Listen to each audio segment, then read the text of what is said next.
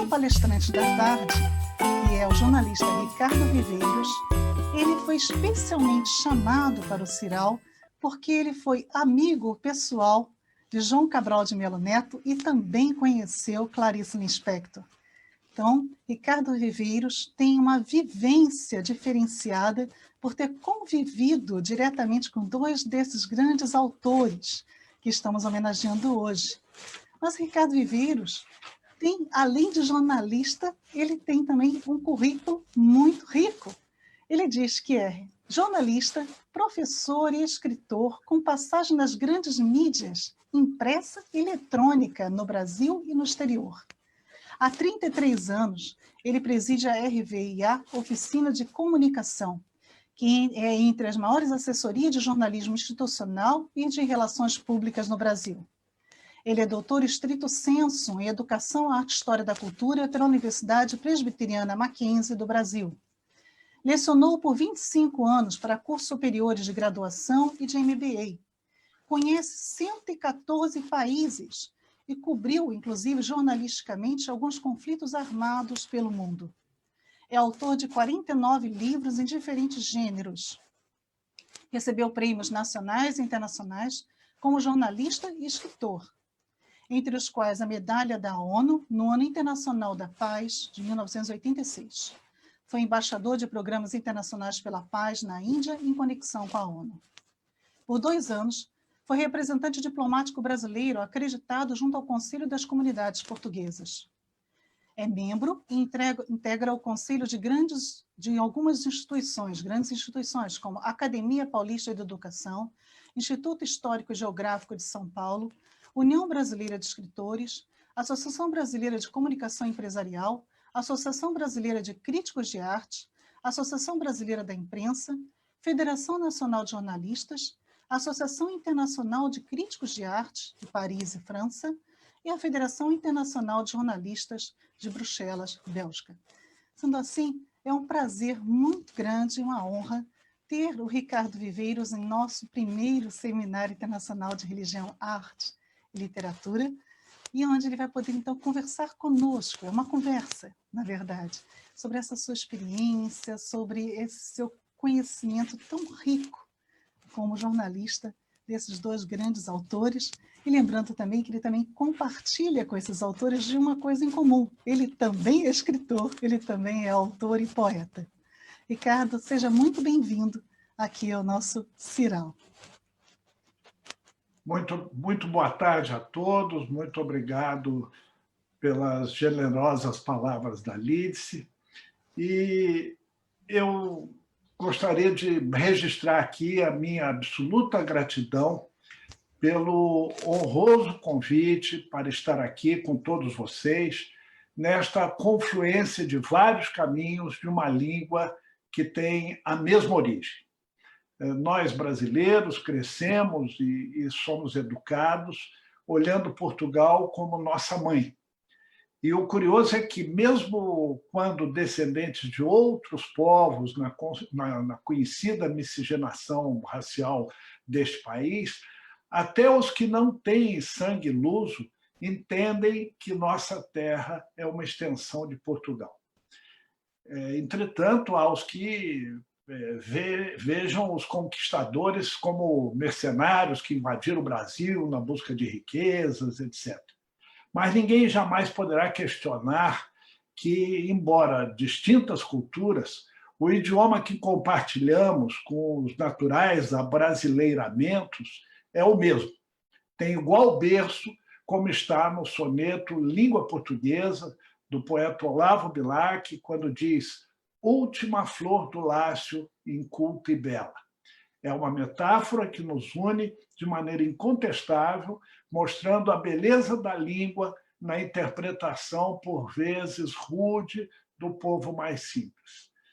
Assim, aqui agora, eu começo essa virtual travessia do Oceano Atlântico em uma volta às raízes da nossa irmandade. Viajo nas asas mágicas da comunicação digital, quando a pandemia do Covid-19 rouba-nos o prazer do convívio. A tecnologia nos permite, assim, comungar ideias, transpondo a distância geográfica e unindo-nos na sensibilidade do tema. E aqui estou com muita alegria, porque para falar de um dos mais sérios e competentes estudiosos de nossa língua. Um escritor que, como eu, também tem fortes laços com Portugal. Arquiteto e engenheiro da palavra escrita e falada, alguém que fez da poesia sua missão de vida. E com muito talento, arte e responsabilidade. Um artífice literário que soube equilibrar razão e emoção, revelando ao Brasil e ao mundo o conhecimento da sofrida realidade de nosso povo, a verdadeira vida de quem representa a maioria de nossa gente. Vamos conversar esta tarde, como disse a professora doutora Lídice, sobre João Cabral de Melo Neto, o homem e o poeta que transcendeu limites e alcançou a imortalidade não apenas acadêmica, mas sim a que de fato lhe importava, dos seus apaixonados leitores por todo o mundo que o fazem, gerações após gerações, um autor eterno. E aqui tratamos o tema nesta oportuna e relevante iniciativa dos organizadores deste seminário na comemoração dos 100 anos de João Cabral e de Clarice Lispector, neste feliz momento de falar, refletir e viver amores e desamores. Meus parabéns à Universidade Lusófona e à Universidade de Lisboa, bem como às muitas instituições de educação e cultura, tanto portuguesas quanto de vários países da Europa, que se uniram neste projeto de reconhecimento ao talento literário de dois encantadores de almas. Meus cumprimentos aos professores, doutores das comissões organizadora e científica deste CIRAL. E o meu cumprimento especial à professora doutora Lídice Maia, que aqui no Brasil sempre nos brindou com seu brilho e conhecimento e que, para nosso orgulho, agora nos honra também no meio acadêmico de Portugal e toda a Europa.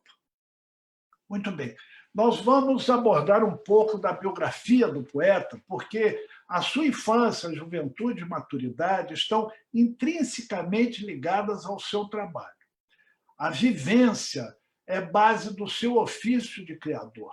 Moldou seu olhar sobre o mundo e o fez abordar, de modo único, o dia a dia do rural e do urbano na luta pela sobrevivência. João Cabral mostra o transcender as adversidades e como o povo sabe olhar, num misto de ternura e dureza, o dia a dia da vida.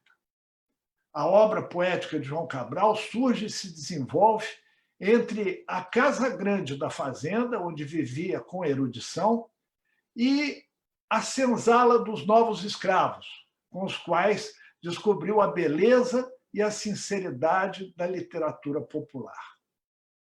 Como veremos, João Cabral, que para alguns desatentos nunca escreveu poemas de amor, soube criar inspirados versos, por vezes aparentemente frios, sobre o amor ao próximo, sentimento em fase de perigosa extinção. Muitas vezes presente no discurso e ausente na prática, algo que ele sempre criticou, por exemplo, na política. Um outro aspecto pouco comentado, porque não percebido, tal é a sutileza do poeta, está em seu irônico humor.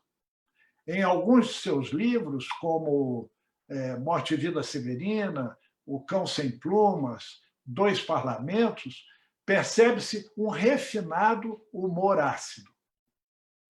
João Cabral de Melo Neto nasceu na cidade de Recife, capital do estado de Pernambuco, região nordeste do Brasil, no dia 9 de janeiro de 1920.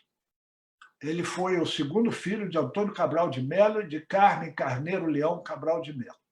Uma família nobre de agricultores e intelectuais.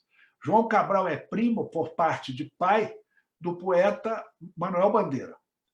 E por parte de mãe, do polímata Gilberto Freire, Bandeira e Freire são, como João Cabral, expoentes da cultura brasileira, notadamente o primeiro na poesia e o segundo na sociologia.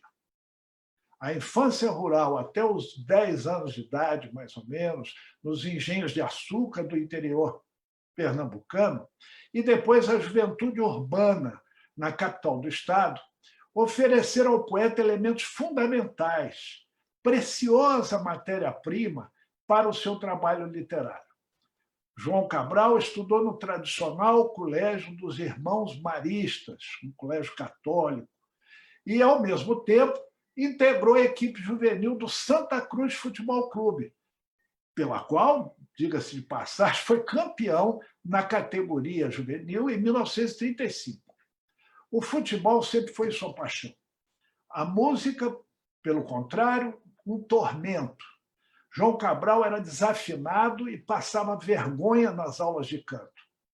Ficou com uma mágoa grande disso.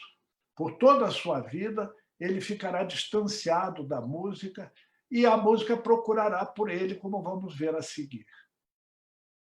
Assim, entre a elite e o povo, experimentando a pureza do verde, das plantações, dos riachos, dos animais, convivendo com a classe abastada na escola e com os menos favorecidos no esporte, João Cabral foi construindo também, com a leitura de bons livros, sua consciência política e social, encontrando e definindo o seu estilo de escrever, como principalmente a sua temática.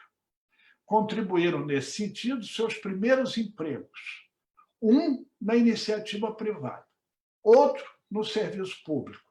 A Associação Comercial de Pernambuco, que reúne empresários da indústria, comércio, serviços, agrícola, etc., e o Departamento de Estatística do Estado de Pernambuco, um órgão do governo que investiga, pesquisa números. Né? E assim, entre os elegantes eventos sociais e os frios números da realidade, o poeta, ainda adolescente, acrescentou um componente incendiário. Passou a frequentar a roda literária e artística do charmoso Café Lafayette, uma esquina efervescente formada pelo encontro da Rua 1º de Março com a Rua do Imperador, no Centro Velho de Recife. De dia, com empresários e políticos. À noite, com intelectuais e prostitutas. Lá ele conheceu o crítico Willy Lewin, o pintor Vicente do Rego Monteiro, o poeta Ledo Livro, que serão, dentre outros, seus influenciadores. O pai de João Cabral era um homem lúcido e percebeu logo que o filho não seria usineiro como ele. Assim o levou ao Diário de Pernambuco, do amigo Aníbal Fernandes. Também lúcido, o publisher do jornal foi sincero e disse: olha, com apenas 17 anos, João Cabral não tem bagagem para escrever no meu jornal. E muito menos teria para ser crítico literário, o que ele pretendia. Isso foi encarado pelo jovem não como uma decepção. Ele queria ser jornalista, então isso se tornou um desafio. E ele mergulhou na excelente biblioteca do amigo Willy Lewin, onde havia obras de poetas e romancistas europeus, predominantemente franceses e ingleses. Ali havia livros de Valéry, Mallarmé, Claudel, Joyce, Mauriac, Julian Green, Proust, Apollinaire, Kafka, D.H. Lawrence, André Breton, Jean Cocteau, Virginia Woolf, Ezra Pound, além de livros dos surrealistas que começaram a lhe atrair muito, lhe chamar muito a atenção. E lá, como na roda do Café Lafayette, quase todo mundo escrevia alguma coisa, em especial poesia, João Cabral achou seu caminho e começou a poetar. Antes de mudar-se para o Rio de Janeiro, João Cabral participou com Vicente do Rego Monteiro e Willy Lewin da mudança da revista trabalhista Renovação, que era editada por uma central sindical de trabalhadores, e que eles acabaram transformando em vez de uma luta pela classe, um veículo literário. E foi em 1943, já na capital federal do Brasil, que João Cabral definiu seu futuro ao enveredar pela poesia e pelo serviço público, como forma de sonho e de sustento. Quando João Cabral foi para o Rio, o fez contra a vontade de sua mãe. E ele guardava uma tristeza disso, muitas vezes comentou. Ele foi tratar, na verdade, de uma terrível dor de cabeça, algo que ele acreditava que teve origem num choque durante uma partida de futebol. A sua mãe, contrariada, prometeu que nunca iria lhe escrever e passou o resto da vida perguntando por ele nas cartas que o marido escrevia para os filhos. E ela fez isso só para não descumprir a palavra dada. E aí a gente começa a ver um pouco de onde vem a dureza de caráter, a firmeza de caráter de João Cabral. Isso depois demonstrado na própria poesia. Com uma mensagem de recomendação do amigo Willy ao poeta Murilo Mendes, que já era consagrado, João Cabral chegou ao Rio de Janeiro. Mendes o recebeu muito bem e o apresentou aos poetas Carlos Drummond de Andrade e Jorge de Lima. Este último, além de poeta, era médico. Contou-me João Cabral, entre muitas histórias, que o consultório de Lima ficava na agitada Cinelândia, então um reduto boêmio no centro da capital federal, onde havia vários cinemas, por isso o nome, e vários bares, cafés, etc. Era um ponto de encontro de intelectuais. Entre esses bares da moda da época, destacavam-se o vermelhinho e o amarelinho. Esse nome em razão do toldo, da cor do toldo e das mesas e cadeiras, etc., de um e de outro, que faziam concorrência entre si, oferecendo a melhor cerveja, o melhor tiragosto, etc. E tal. João Cabral reencontrou no Rio de Janeiro o primo Manuel Bandeira, que, além de perguntar muito sobre como eram os parentes do Recife, porque Bandeira veio menino para o Rio, também lhe indicava bons livros.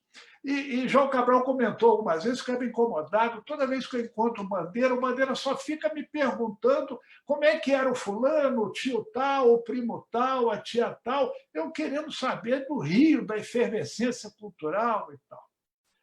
E essa viagem de João Cabral de Recife para o Rio de Janeiro, uma viagem longa, muito longa, era a época feita de navio, que era mais rápido. Mas ele precisou fazer por terra, porque o mar dava risco de ataque alemão. O mundo estava, na época, em plena Segunda Guerra Mundial, e o Brasil era inimigo do denominado eixo, formado por Alemanha, Itália e Japão.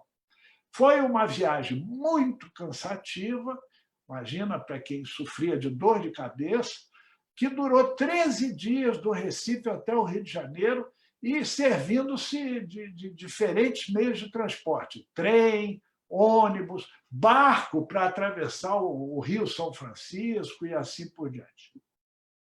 No Rio, João Cabral prestou concurso para o Departamento Administrativo do Serviço Público, DASP.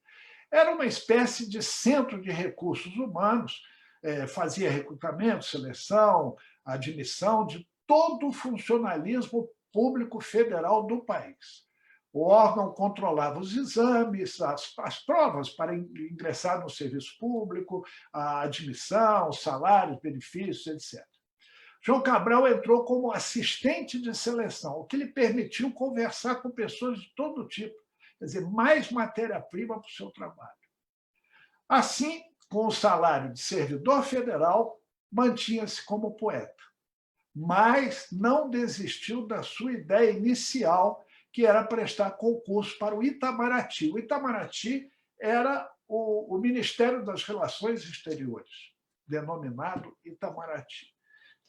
Era quem fazia a diplomacia brasileira e faz até hoje.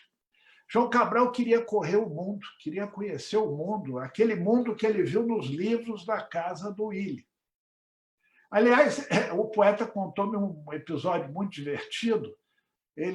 Um primo havia prestado exame para fiscal de rendas e foi aprovado. E esse primo, então, tentava convencer João Cabral a fazer o mesmo, porque o salário era muito bom. E João Cabral lhe disse algo mais ou menos assim: rapaz, se eu passar para fiscal de rendas, vão me mandar para o Piauí. Mas se eu for diplomata, o Itamaraty vai me mandar para Cádiz. E eu prefiro ir para a Espanha do que ir para o Piauí. E aqui vale a explicação para os que não conhecem o Brasil, que o Piauí é o modesto estado do Nordeste brasileiro. E é curioso aí dizer também, importante, que muitos anos depois o destino se encarregou de realizar o sonho do passado. De fato, João Cabral foi enviado como diplomata a Cádiz, na Espanha. Bom, além dos europeus, aqueles que eu citei, que o influenciaram, também ele teve uma forte influência do poeta e dramaturgo italiano Luigi Pirandello. E João Cabral nunca renegou outras referências, incluindo as brasileiras, como Murilo e Drummond. Aliás, ele tornou-se muito amigo do poeta Drummond, e que, segundo ele comentou em uma das conversas que tivemos, ele achava uma pessoa meio estranha, de hábitos estranhos. E eu convivi um tempo também com Drummond e pude comprovar isso. Era uma pessoa encantadora, mas uma pessoa tímida, séria, e tinha assim, algumas manias curiosas. Né? Agora, os dois foram muito íntimos, a ponto de Drummond ter sido padrinho do primeiro casamento de João Cabral de Melo Neto. Um fato curioso, também relatado em conversas, é que o Murilo Mendes era de direita, politicamente falando, e o Carlos Drummond de Andrade de esquerda. E um era católico e o outro ateu. E João Cabral se dava muito bem com ambos. Mas havia um truque, além da inclinação da vocação para diplomata. Para evitar conflitos ideológicos que pudessem abalar essa amizade bonita entre todos, eles jamais falavam de política. João Cabral era católico, mas ele se incomodou um pouco com a exagerada catequização dos irmãos maristas. Também nunca gostou de política, algo que para ele funcionava na teoria e não na realidade. E jamais gostou de poetas parnasianos, que ele achava melosos demais. É curioso ver que, embora ele se definisse como materialista, ele sempre acreditou na existência do inferno. E do modo mais tradicional, caldeando demônios vermelhos armados de tridentes, torturando os pecadores. E quando ele contava isso, ele ficava com um sorriso maroto, o olhinho brilhava e tal. Né? Mas depois ele caía numa profunda tristeza. E isso me intrigava muito.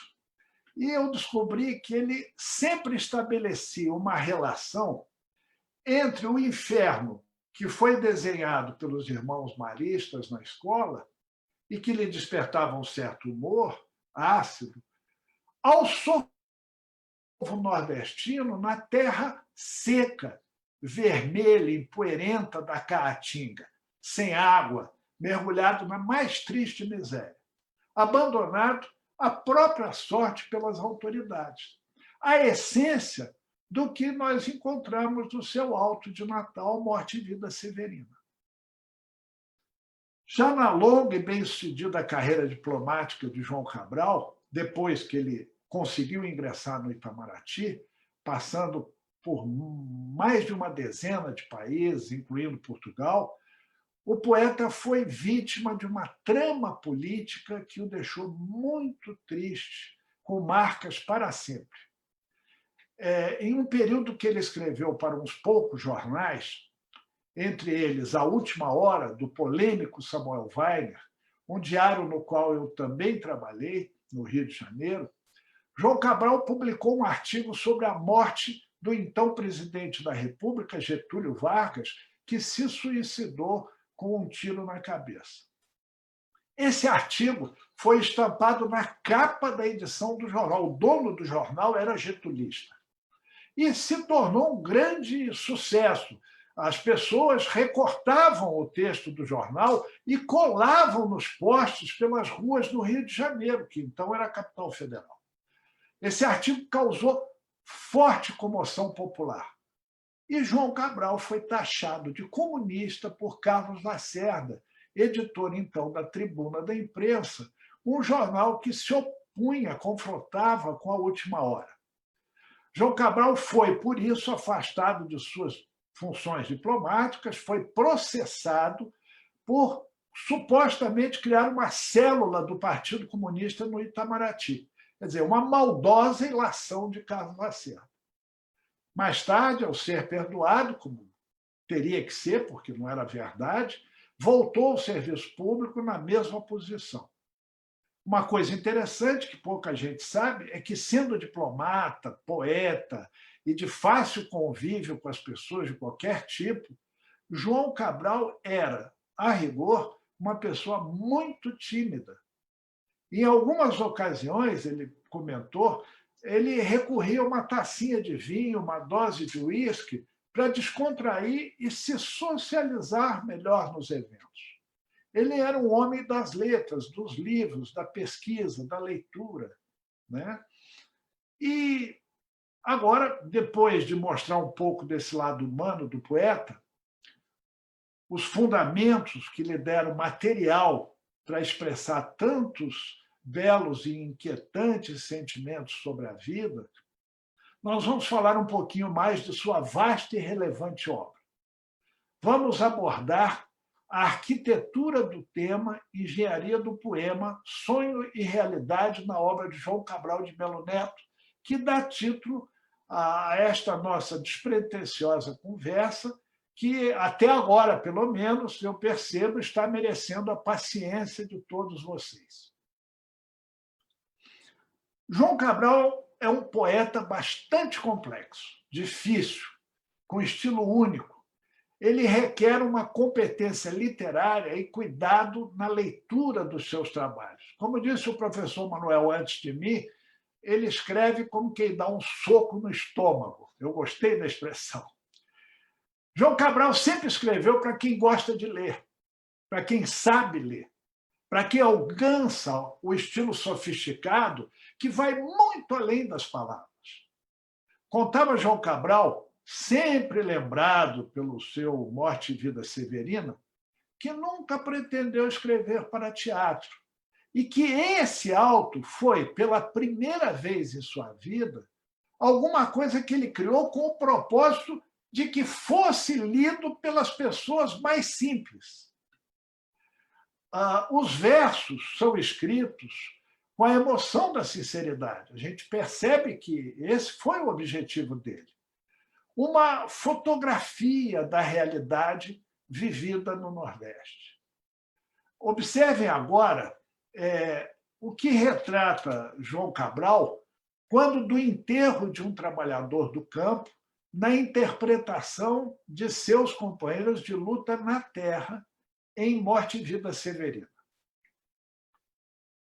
Essa cova em que estás, com palmos medida, é a conta menor que tiraste em vida. É de bom tamanho, nem largo, nem fundo. É a parte que te cabe deste latifúndio. Não é cova grande, é cova medida. É a terra que querias ver dividida. É uma cova grande para teu pouco de fundo, mas estarás mais ancho que estavas no mundo. É uma cova grande para teu defunto parco, porém mais que no mundo te sentirás largo. É uma cova grande para a tua carne pouca, mas a terra dada não se abre a boca. E por aí vão os versos de Morte e Vida Severina, todos de uma simplicidade tão forte quanto que cada um deles desperta no leitor ou no espectador, no contato com uma fria e duradoura realidade crônica do homem do campo nordestino. Nesse poema, que é um auto de Natal, está clara a tentativa de João Cabral em escrever para o povo, mas, em momento algum, deixa perder a qualidade técnica, o estilo direto de provocar reações, fazer pensar. Mantém o refinamento até no que pretendeu dar um tom mais popular.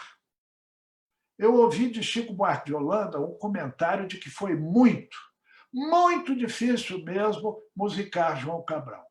Primeiro, porque ele era muito jovem, ele, Chico Buarque, e nunca tinha feito esse tipo de coisa, musical, um poema, um texto poético. E João Cabral era um nome consagrado, dava medo. Depois, porque havia versos que não tinham musicalidade, que tinham ritmo, mas eram difíceis, impossíveis de colocar música.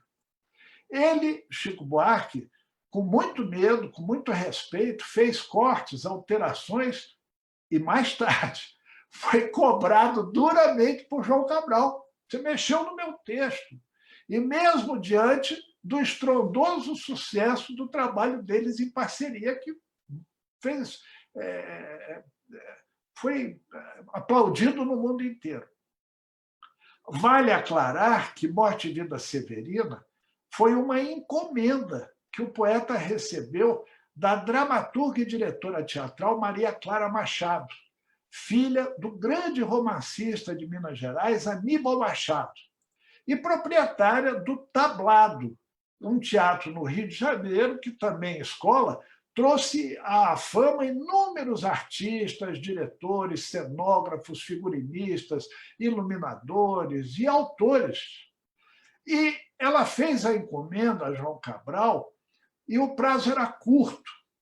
Era para ser um auto de Natal e dezembro já estava chegando. E ela ainda tinha que ensaiar, etc., para estrear no Natal. O poeta fez o trabalho meio correndo, e por isso a contragosto. Ele era muito perfeccionista. E, até por isso, ele sempre achou a obra um pouco imperfeita, embora seja a que lhe deu mais fama. E muitas pessoas dizem que ele nunca gostou do texto, e que ele apagaria o texto da sua obra. Não é verdade, porque eu ouvi dele próprio a afirmação contrária. Com o seu jeito bem direto, ele comentava: ora, bolas, se eu não tivesse achado bom, eu não teria deixado de publicar. Achei bom.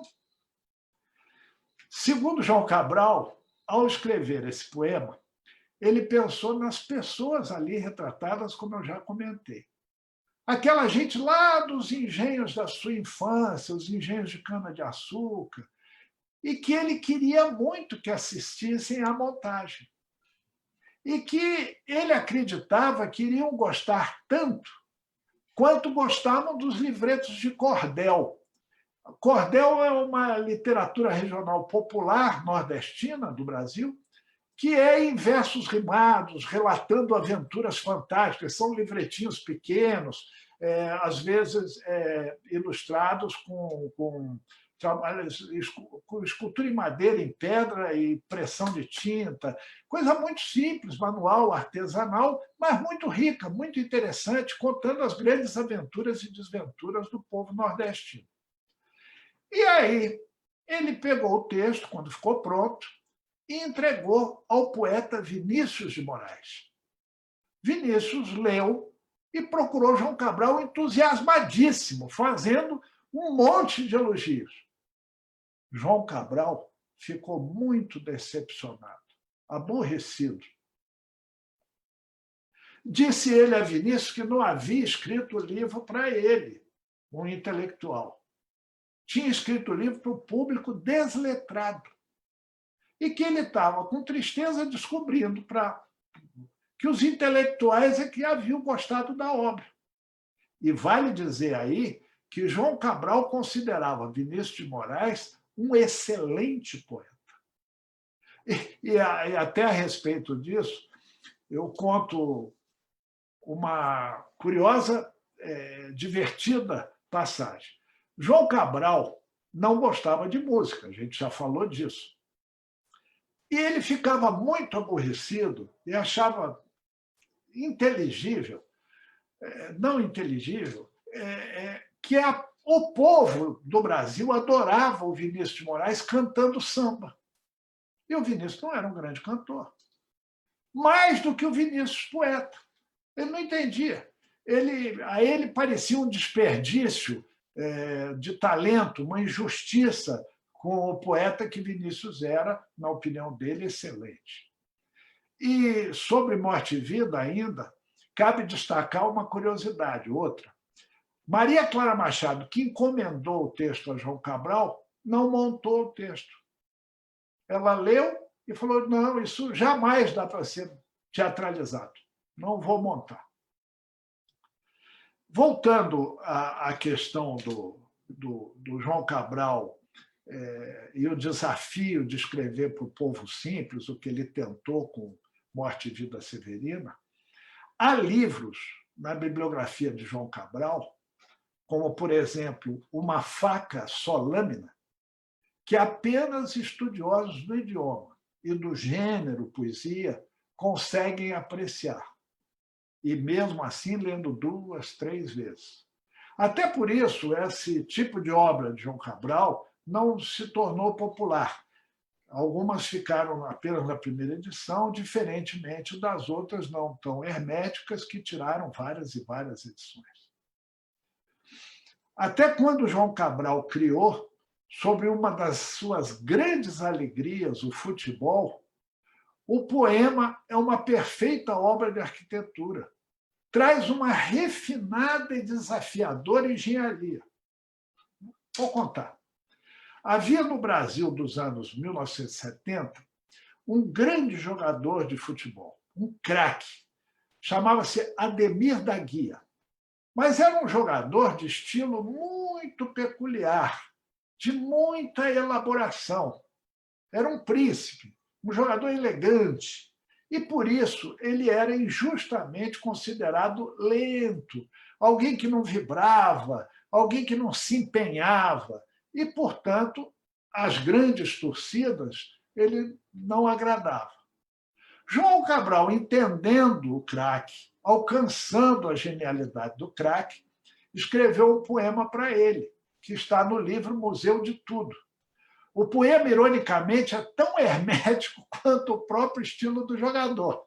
Assim, não explicou o craque ao grande público, mas o poema é muito bom e eu vou ler para vocês. Ademir da Guia.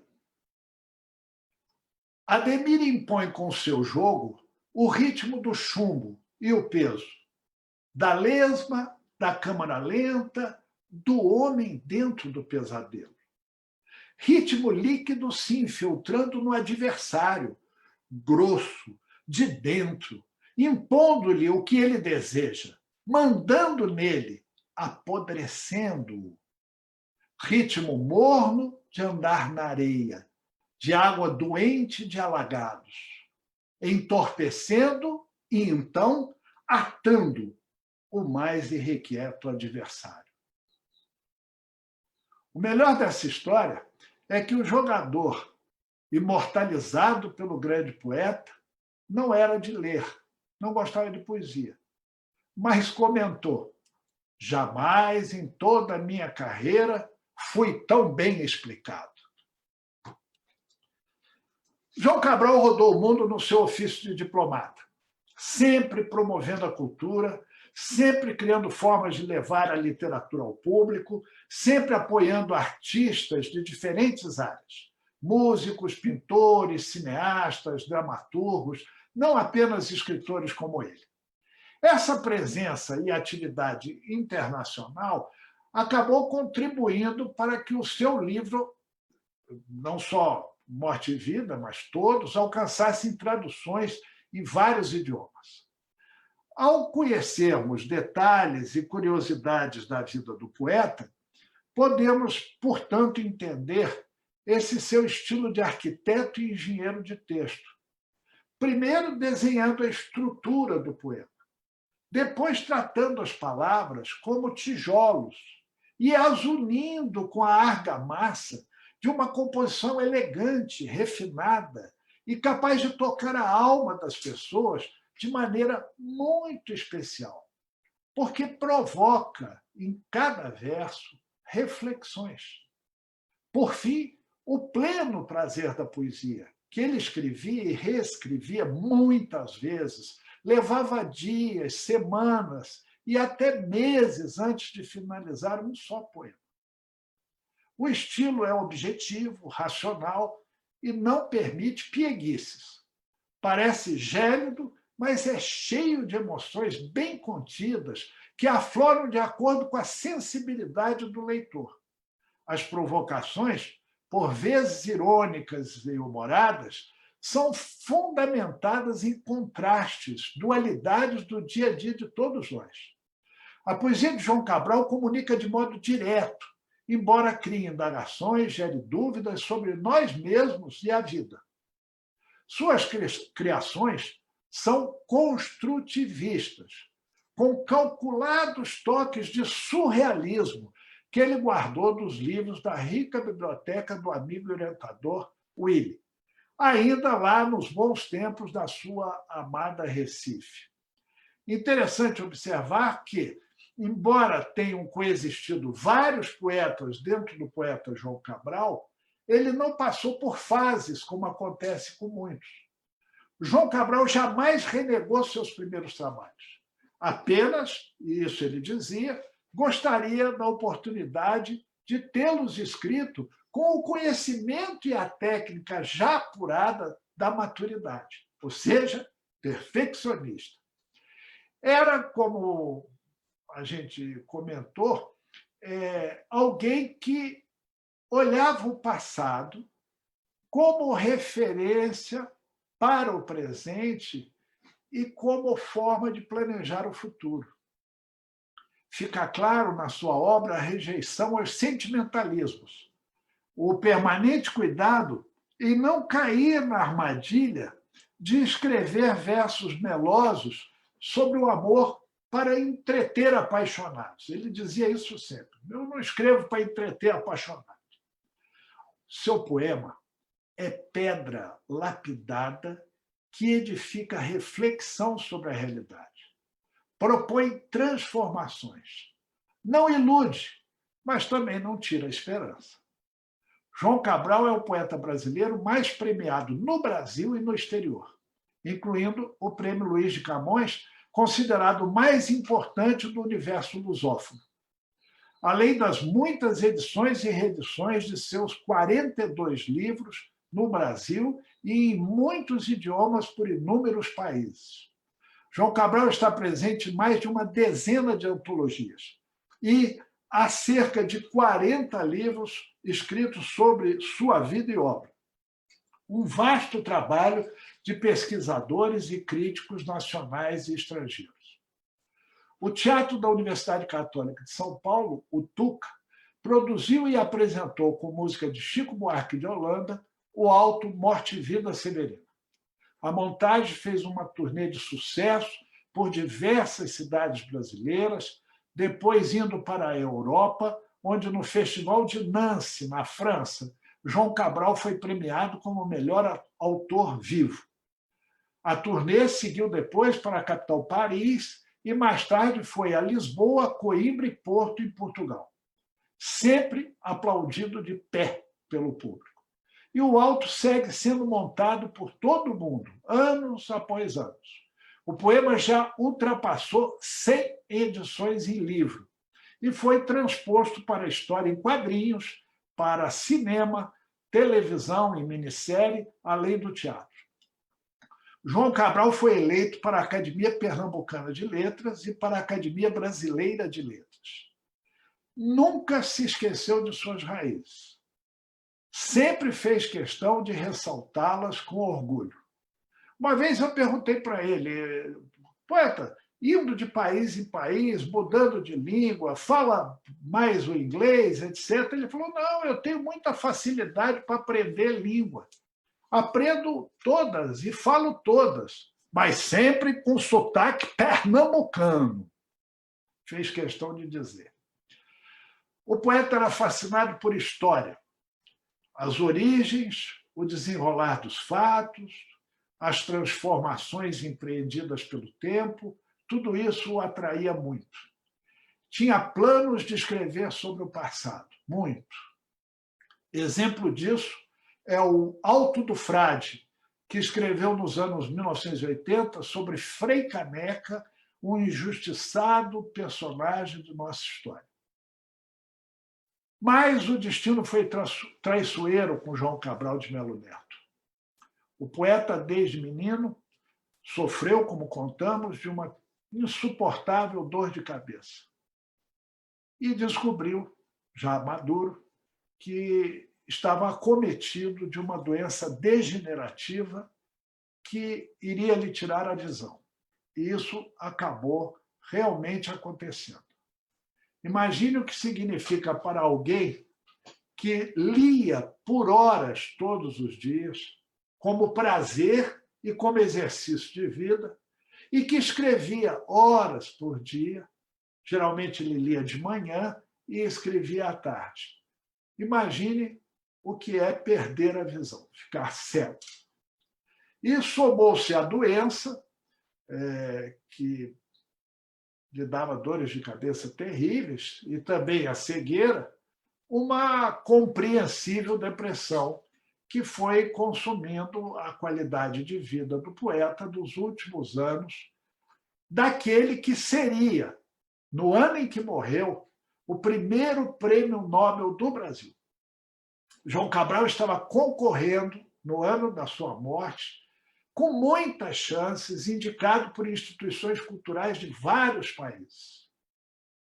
E morreu isolado de si mesmo, segurando a mão firme de sua amada segunda esposa, também poeta, Marli.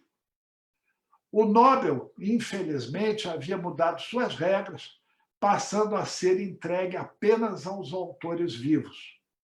E tirando não apenas João Cabral de Melo Neto, mas do Brasil e de todos nós que falamos a língua portuguesa, esse justo reconhecimento. Foi-se o homem, ficou o poeta vivo e, assim, eterno. E como prova disso, encerro esta minha modesta palestra com um poema quase desconhecido daquele que fez da imagem uma arquitetada construção e da linguagem um ato de puro amor. Observem no texto como o poeta relata a experiência do sonho durante o sono acontecendo dentro do poema. Homem falando no escuro. Dentro da noite, ao meu lado, grandes contemplações silenciosas. Dentro da noite, dentro do sonho, onde os espaços e o silêncio se confundem. Um gesto corria do princípio, batendo asas que feriam de morte. Eu me sentia simultaneamente adormecer e despertar para as paisagens mais cotidianas. Não era inconfessável que eu fizesse versos, mas juntos nos libertávamos a cada novo poema. Apenas transcritos, eles nunca foram meus, e de ti nada restava para as cidades estrepitosas. Só os sonhos nos ocupam esta noite. Nós dois, juntos, despertamos o silêncio. Dizia-se que era preciso uma inundação, mas nem mesmo assim uma estrela subiu. Meu muito obrigado a todos e espero em breve rever Portugal e sua gente querida, que há mais de meio século seduz e encanta este seu fã incondicional. Muito obrigado.